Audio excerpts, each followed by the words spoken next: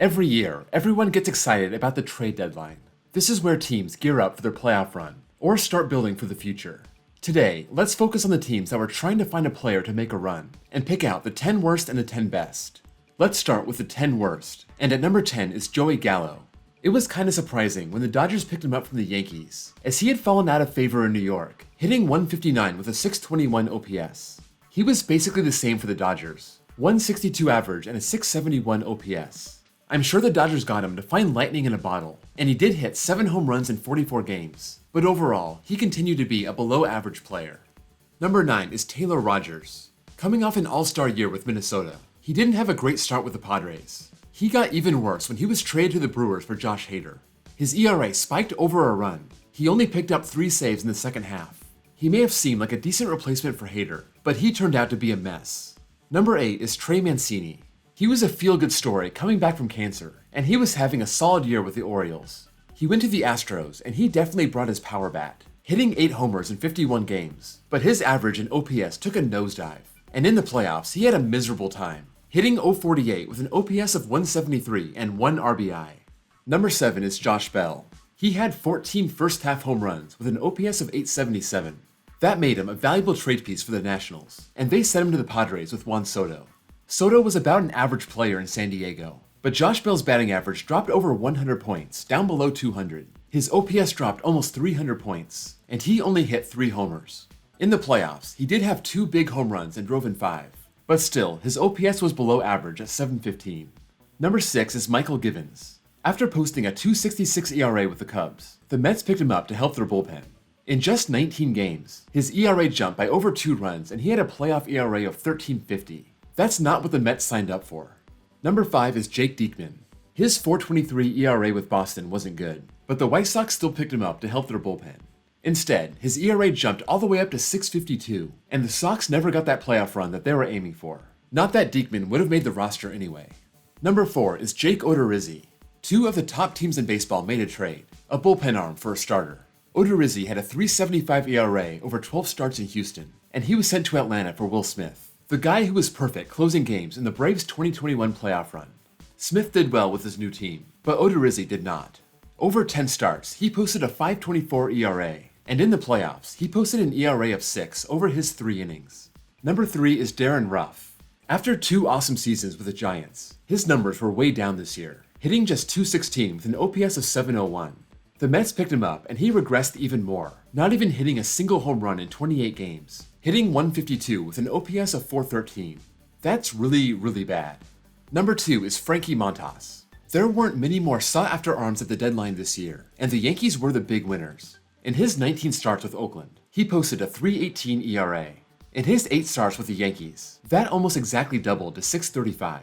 In the playoffs, he also gave up a home run in the only inning he appeared in. Number 1 is Mitch White.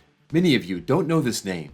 He was kind of a spot starter for the Dodgers over the last few years, and this year, over 15 games and 10 starts, he had a 3.70 ERA. The Dodgers sent him to the Blue Jays, and he was a disaster. He appeared in 10 games, starting 8, going 0-5 with a 7.74 ERA. No shock, he didn't see the mound in the playoffs. Now for the best deadline deals, and I just want to give an honorable mention to Chris Martin. He had a 4.31 ERA with the Cubs when the Dodgers picked him up, and all he did was pitch in 26 games with a 1.46 ERA, even picking up 2 saves. He became a reliable high-leverage arm for the Dodgers, even getting a save in the playoffs. Number 10 is Daniel Vogelbach. He came out hot in his first year with the Pirates, then cooled off a little bit, but the Mets picked him up in the first real move of the deadline, and he came roaring back. Over 55 games, he hit 6 homers, drove in 25, hit .255 with an OPS of 830.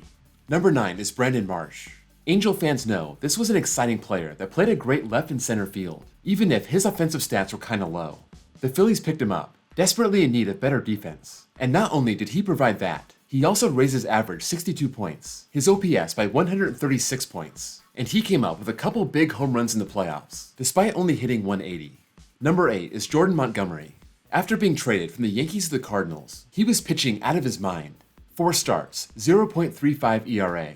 He couldn't keep that up, but he still ended his 11-start run with the Cardinals with a 3.11 ERA, about half a run better than his ERA with the Yankees, also pitching a scoreless 2 2/3 innings in the playoffs.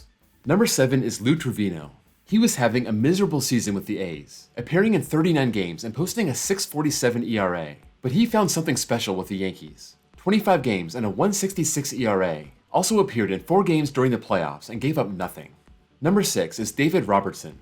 He was enjoying a big rebound year with the Cubs, posting a 2.23 ERA over 26 games, including 14 saves. He was dealt to the Phillies, and even though his ERA went up about a half a run to 2.70, he was still very good and he played a big role in the playoffs. 8 games, 7 2/3 innings, a 1.17 ERA, and even picked up a save.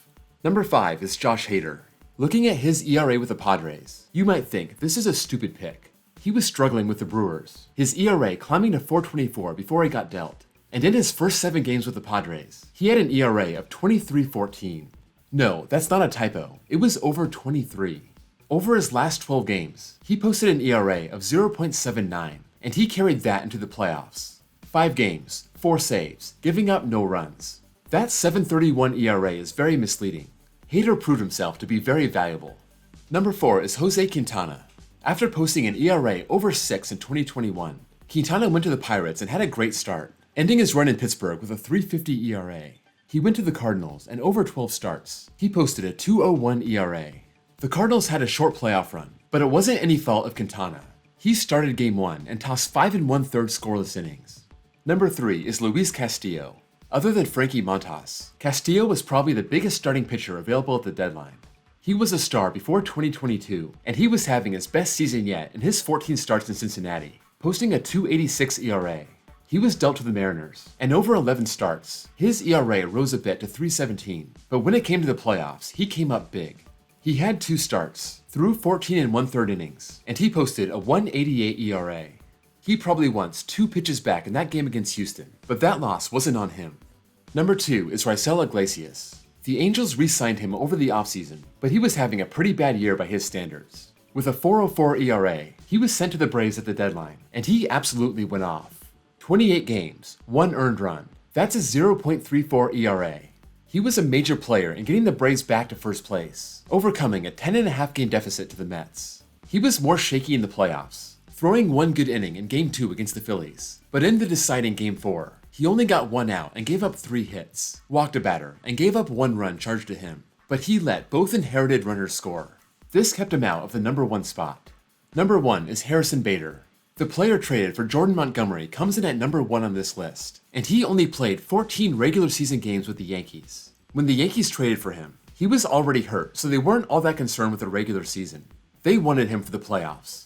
His 217 average and 528 OPS was basically spring training for his playoff run. He was spectacular. His bat really carried the offense to the ALCS, and he was one of the few bright spots in that sweep against Houston.